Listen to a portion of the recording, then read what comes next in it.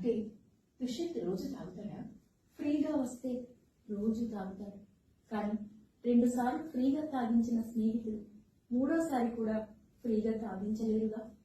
ఆ 3వసారి వాళ్లకు తాగించేందుకు నన్ను మా వారిని డబ్బులకు వేధిస్తాడు. డబ్బులు లేక కాదు, డబ్బులిస్తే తాగి తన ఆరోగ్యంతో పాటు భవిష్యత్తుని పాడు చేసుకుంటాడని మా ఆందోళన. మాకున్న ఒక్కగానొక్క నలుసు వాడే.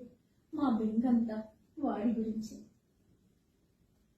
అంటే ఇప్పుడు మీరు చెప్పిన దాన్ని బట్టి మీ అబ్బాయిని పెళ్లి చేసుకోవద్దా? ఓ తల్లిగా నేను ఆ మాట చెప్పలేను.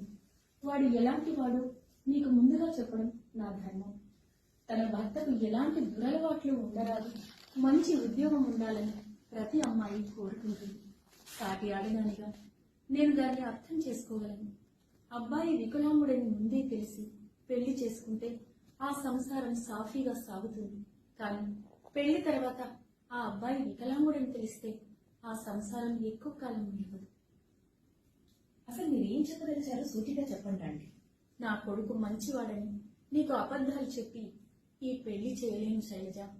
అలాగని నా కొడుకు వ్యసనపరుడు, నిరుద్యోగి అని చెప్పి ఈ పెళ్లిని ఆపనూ లేదు.